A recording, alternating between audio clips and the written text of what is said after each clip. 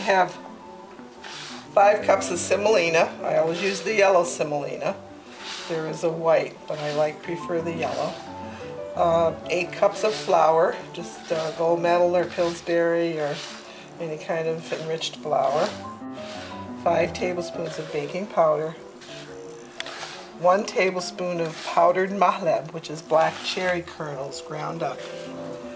And 1 tablespoon of salt. What I'm doing is incorporating all the dry ingredients so they're all mixed in together.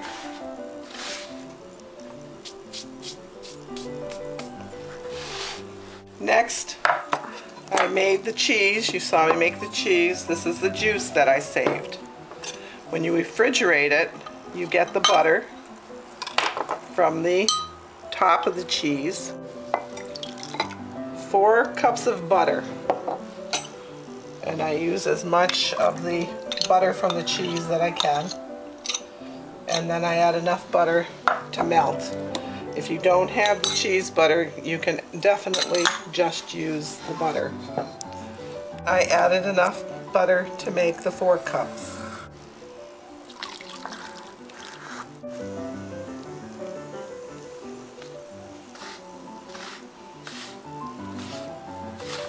As I'm mixing, I'm doing it like pie dough. How you rub it and try to incorporate it into the flour. As it's dried up, you add more. Keep adding it till it's done. As you can see, it's crumbly. A lot of the butter has been absorbed into the flour. That's what I meant by making it, like pie crust, where you mix it together and have it. Now I'm going to add the remainder of the butter. After I've got all the butter mixed in, pretty good. It's too crumbly to do anything with it. So I start adding the milk. I just go by feel. I don't actually measure everything that I put in. I kind of know when it's ready to just be done. Now you just kind of mix it in, and the texture will actually be, like pie dough. Looks like we're making pie dough. Okay, I've got just about everything in it. It's a little tough yet, so I might have to add a little more of the milk. But the important part is to knead it. You have to really keep kneading it. I knead it for like 5 or 10 minutes to make sure that it's all mixed in.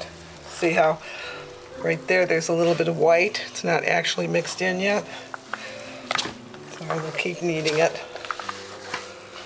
I might have to add a little bit more milk, but the consistency is actually good. How I test it, I make a ball and then I try to roll it like the kayak and see if it would stay together and make one. And it's pretty good. So I just might add just a little tiny bit more milk, because now the more milk you add, the harder they will become. So you got to be careful not to add too much milk. I kneaded it very well. You hear that? My mom always used to say, if you're not getting that noise, you're not kneading it hard enough. And it's by turning your wrist down in and pulling. Okay, I think we did good. I'm going to turn it over, pat it down. When I do the pinching off, I squeeze, pinch it off. You don't have to worry about letting it rise, but sometimes I let it sit about an hour and rest and have all the ingredients melt together. And then you just take it and roll them. And you roll them out. You don't want any pointy ends. You want it all to kind of go in together like that. And after they're a certain size, I folded it over on top of each other and pressed it so it would stick. Make them all the same size. Making sure the roll is all the same size all the way across. And in the beginning they might not be perfect, but so what? See, that one I think was a little too thin. I just squish it up and thicken it up again and then bring it around. You can put them in the tray close together. They don't puff out too much. They won't stick together. You don't have to spray the tray because there's so much butter in them. I turn the oven on to heat.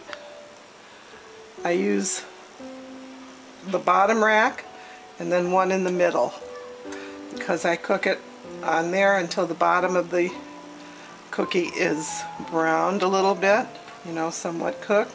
And then I move it to the top to brown the top, and I put another one into the bottom while I'm waiting for the top. It's not quite dark enough yet, so I'm going to leave them in a little longer, and then I'll move it to the top. They did puff up a little bit, that's because of the baking powder. It's brown enough now that I will put them in the top and leave them there for probably about 10 minutes. I'll put the last tray in.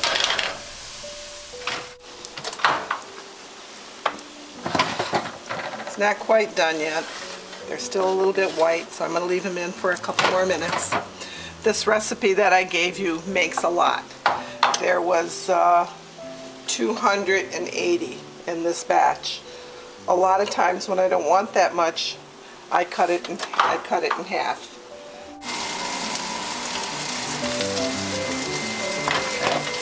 All done. Take them out.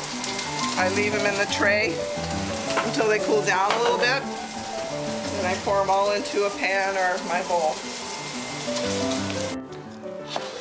When they're all cooled, I just take them, put them in a bowl or a pan, and let them sit for a couple hours. Hope you enjoyed them. They came out perfect at the 400 temperature.